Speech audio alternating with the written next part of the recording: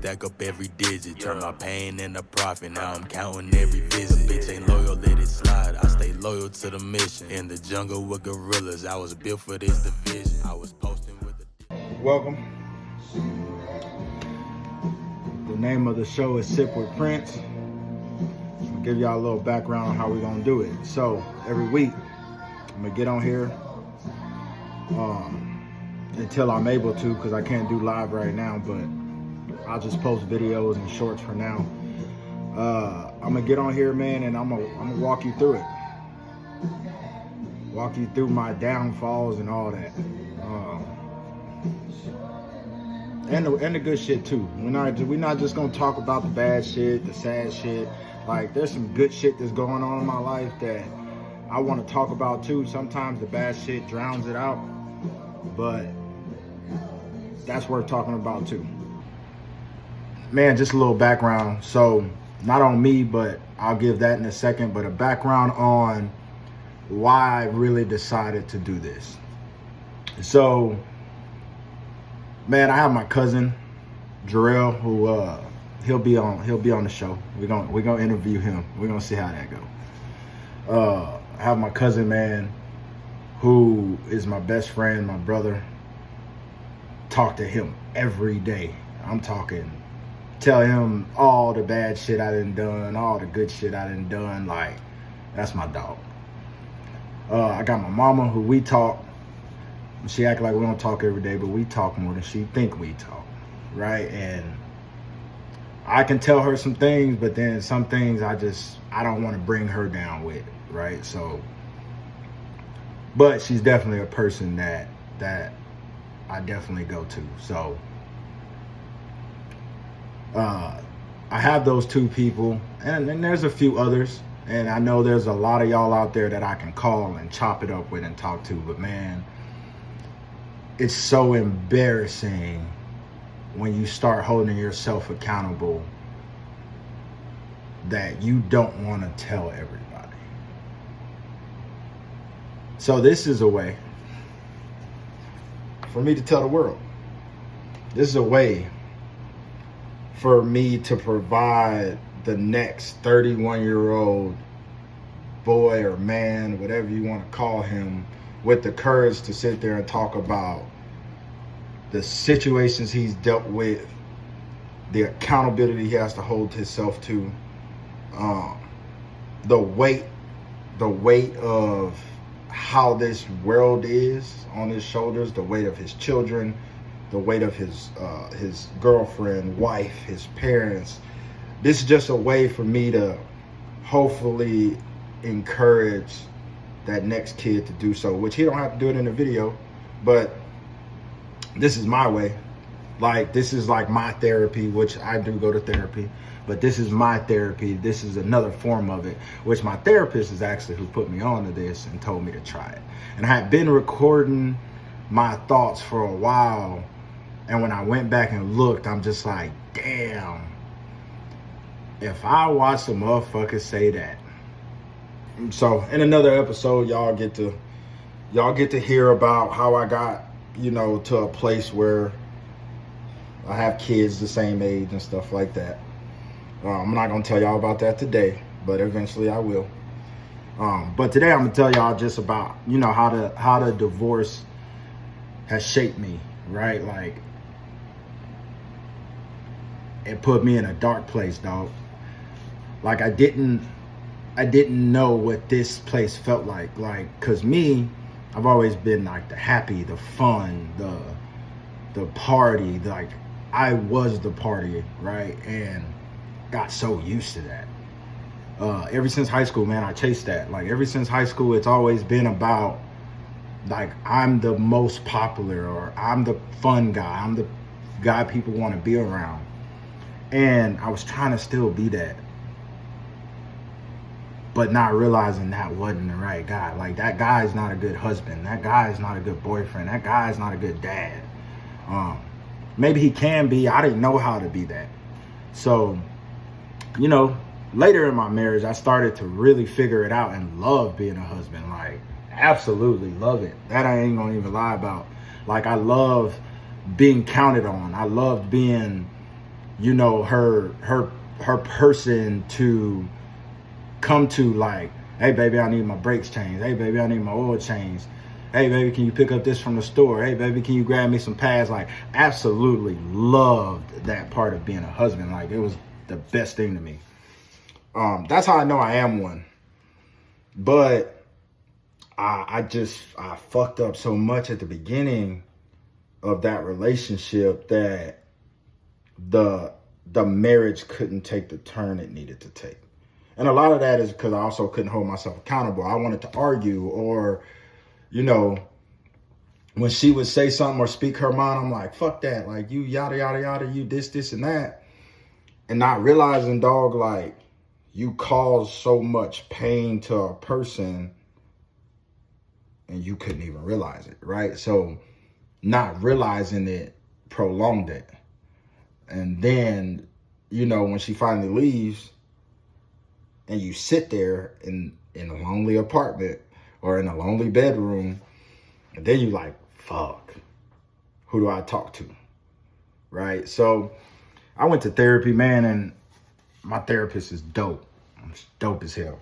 She don't sit there and she don't tell me what I want to hear. She tell me straight like it is. She like, look, bro, you could try, but you're going to have to accept certain things. You're going to have to accept certain, you know, certain things that's coming to you, right? You don't get your marriage back. You got to accept that. Your kids might hate you. Got to accept that. Like, you did these things and there's consequences that follow. Which I've always been a man that can take the consequences. Like, I've always been that kind of man. I'm not the man that, and typically I hold myself accountable in everything, except I did not hold myself accountable in that relationship before it was a marriage, and at the beginning of the marriage, I didn't hold myself accountable. I didn't start holding myself accountable towards the end, and towards the end was too late. So that's a big mistake that I made, was doing that. And another big mistake I made was not seeing her for who she actually was. Like, and not in a bad way, because most guys gonna get on here and they gonna shit talk their ex-wife and yada, yada, yada. Man, mine was dope. Mine was dope. I lost that one. Like, I lost out on that one. Mine was dope as shit. It wasn't perfect, but now I realize that I was looking for perfect, and what I had really was that, right? So that's something that I live with day to day. Like, there was a stability there. So now it's just like, okay, how can I build myself? Because I already felt like I wasn't the best husband, but I was a good husband. How do I build myself to be a great husband? I do all the other things. I go to work every day. I help take care of the kids. That was something I had to learn because I wasn't doing that. I helped clean up. That was something I had to learn because I wasn't doing that. I helped cook. Something I had to learn because I wasn't doing that. So, like, a lot of this stuff, man, I was learning, and like, oh shit, as I got older, like, oh shit, I should be doing that. Oh shit, I should hear her out. Oh shit, I should do this. And it just came too late. That's it. So now I'm trying to rebuild myself, right? Like, now, from being a man with so much confidence to be knocked down to where you damn near have zero. The hardest thing is to build that man back up. And I'm trying to build it back up. Like, I'm getting there. Like, every day is different. Every day is better. Some days it's bad. Some days it's like, I'm good. So, man, I'm working to that. And I'm hoping that with y'all watching these videos, y'all get to see, like, oh shit, damn, like, man, that's how I be feeling sometimes, right? Because as men, we don't say nothing, bro. Like, we really don't say shit. We just act like, nah, I'm good. When your girl come and ask you, like, hey, baby, you okay? Nah, I'm straight. Nah, bro, you not. Like, you know you're not straight. There's a reason you sat in that car. for 30 minutes before you walked in that house. There's a reason that you don't listen to music on your way to work. There's a reason that you sit in that bed in the dark, right? Like, there's a reason for that. And the reason for that is, everybody's reasons for that is different, but say something, man. Say something about it. Because trust me, you start bottling yourself up, dog, and that shit don't go well, right? So that's one thing. Like, I want to make sure that that is understood when talking about my life, is that I was wrong in a lot of areas. And it don't just go to my ex-wife, right? Like, it don't just go to her, because I have 3 kids' mothers, like I said, 3. And I don't feel like I have a bad relationship with all of them. I feel like we have a decent relationship. Of course, me and my ex's wife is different right now because we fresh into it. But I have a decent enough relationship, and I can sit here and say I did wrong by every single one. Every single one I did wrong by. And we'll get into those. We'll get into those conversations on how all those started and where they went and where I went wrong. We'll get into all that when I go into these episodes and the timeline starts to add up. But before we get there, I want y'all to know, oh yeah, your boy was a fucking fool. Like, fool. And I don't know why. And I think that's the hardest thing. Like, my therapist tries to figure it out. I try to figure out. The hardest thing is, I don't know why. I had a great mom, right? I have a great mom. We didn't have everything, right? But she was dope as hell. Like, I had a hardworking mom. She trusted me. She, let me do things. She like, I had a good fucking mom. She raised me right. She, I don't beat on women. I don't do that. Like, I'm respectful.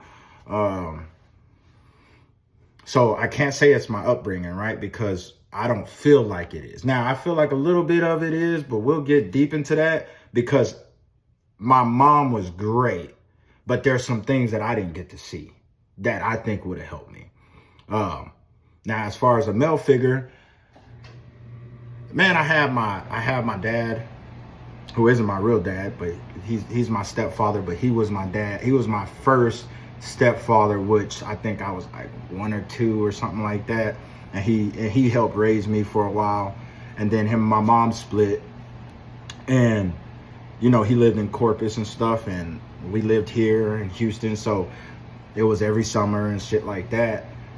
And then my mom got married again with my late stepdad, that I just call Pops, Keith. Well, I can say his name, Keith. Man, that dude was dope.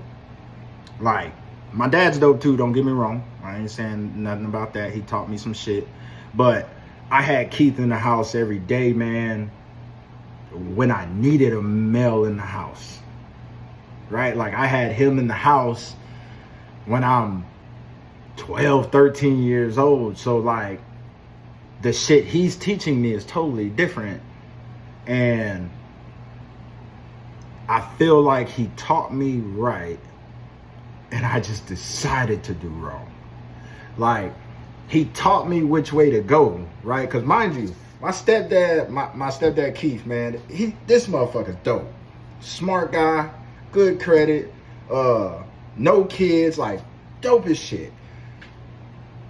And he tried to teach me the fucking motto, and he tried to teach me he tried to get me on a path. And then my ass just, yeah.